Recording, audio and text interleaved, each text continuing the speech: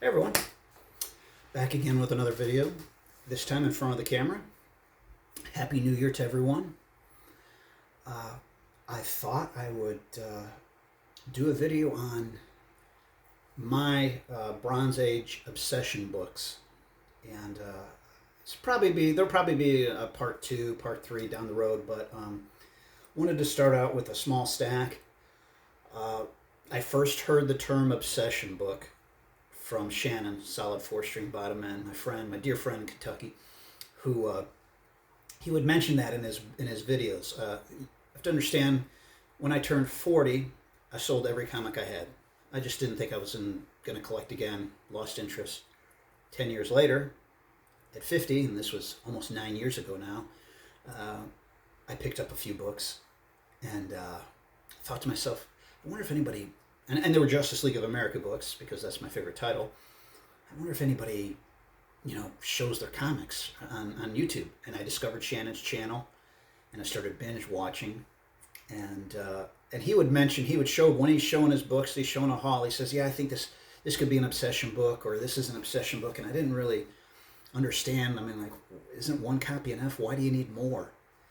And but then as I really got back into collecting full time, I understood obsession books. I understood multiple copy sickness, and it's as Shannon and I joke, multiple copy sickness is a disease that has no cure, and even if it does have a cure, we don't want one.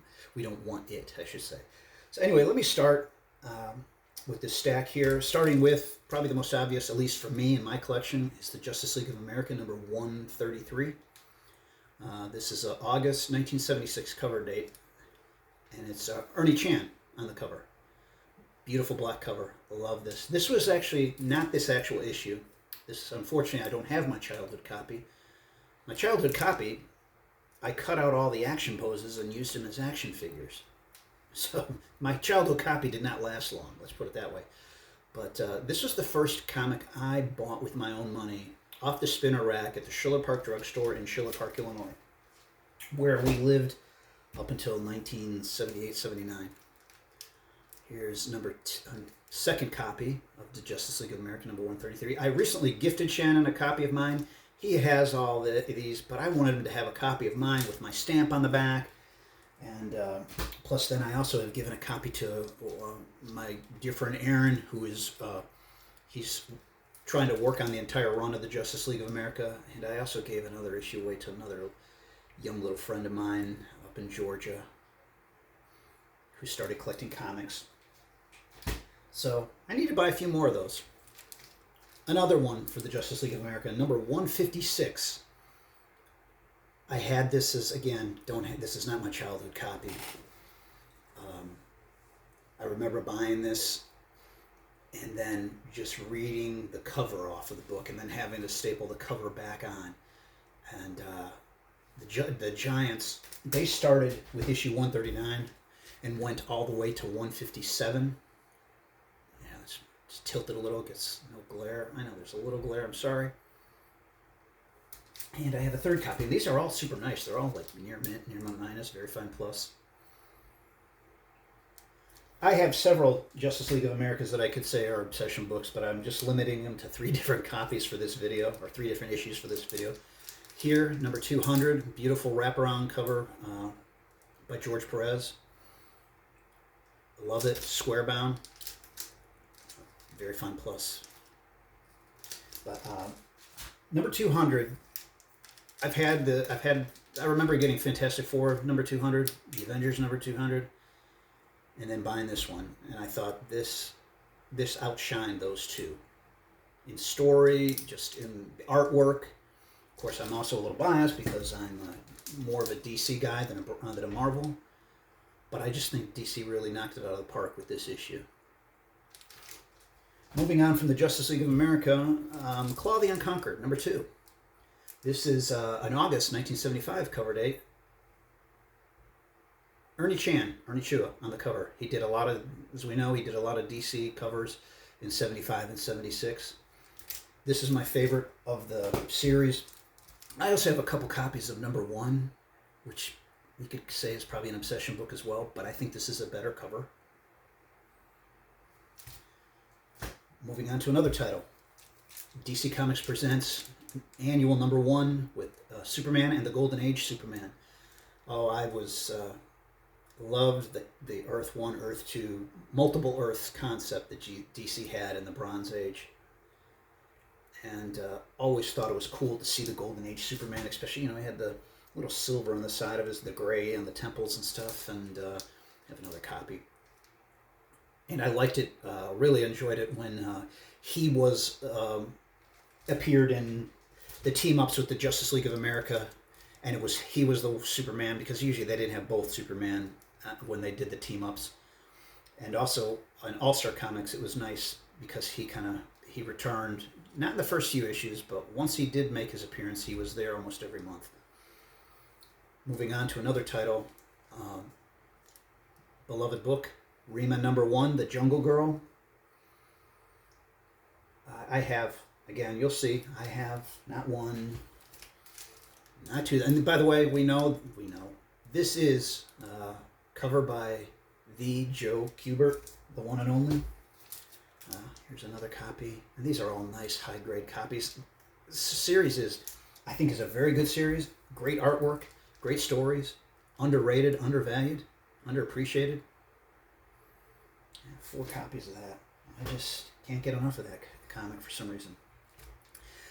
Here's another different title.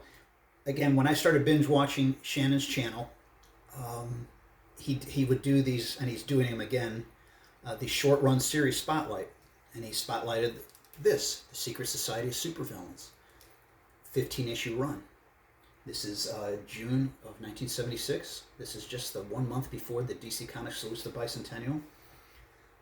This is my favorite copy, or favorite issue of the run. Love the cover. Love just the colors on it. And I have a couple. I have one more, which I gifted to my friend Aaron, who also has completed this series. And when I got back into collecting, my goal was first to get the giant Justice Leagues from issue 139 to 157. Then I wanted to collect this series as well. And I did that, and I thought, well, that's all I want to do. But then as the collecting bug just, that gene that we all have, it just kicked in, and it was, I started, okay, my Justice League of America, now I'm going to go 100 to 200, and then I'm going to start adding other titles in, and my want list keeps growing. Here's a great cover by Mike Kaluta, The Shadow, #1. I love this series so much. Now, the Justice League of America is my favorite title of all time, but this, The Shadow, is also right up there. In fact, I love it so much I have 2 complete runs, because it only ran 12 issues. But great covers, great artwork, great stories. Mike Kaluta again on the cover of that. And this one. But believe it or not, this is not my favorite cover.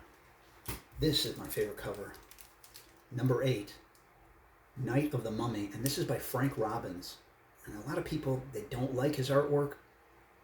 And for me, it's hit or miss. But for some reason, I just love this cover. I just dig this cover. So much so, I have a couple more copies. In fact, when I was completing the run, I bought, I don't know what issue it was. I bought another issue from a seller, and he gave me a free copy of #8, and I'm like, wow.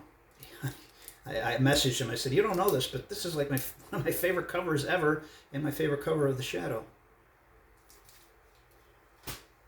Now I'll show a couple Marvels, and we can call it quits here. But and speaking of Marvel, my collection is probably 90% DC.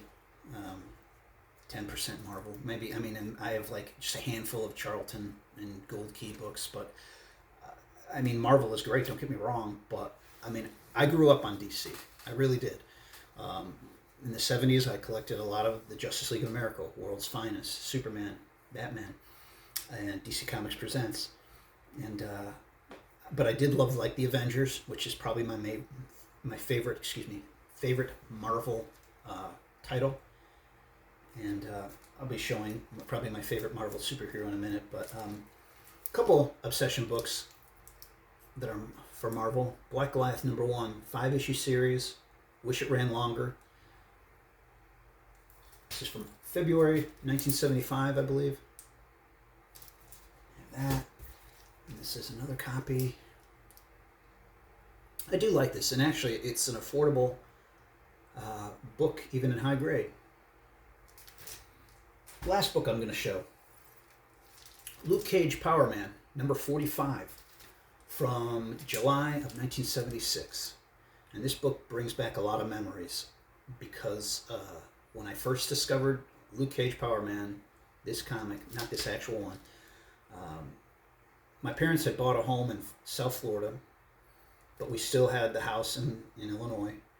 And until the house sold in Illinois, we stayed in Illinois, but my dad would travel back and forth, and he'd stay at the house in Florida because the job he had was based in Florida. And we had some neighbors there, the Wilkinson brothers. And they had, one brother was older than me, one was a year younger than me, and then they had the youngest was like 3 or 4 years younger than me.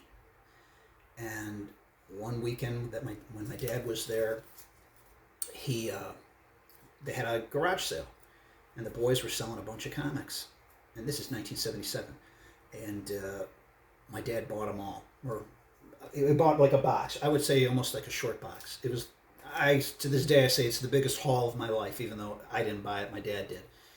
And this was in there, and I had a lot of Marvel titles in there, and this just brings back memories. And it reminds me of, I don't know what issue it was, Supernatural Thrillers with the Living Mummy, which is similar, where he's partway underwater. And this is a Jim Starlin cover, by the way, and love the cover. I just think Luke Cage is so cool. In fact, this one is signed by Jim Starlin on the inside. I'm not going to take it out, but gosh, got to get my readers. Jim Starlin signed. This was signed at the Boston Comic Con 2010.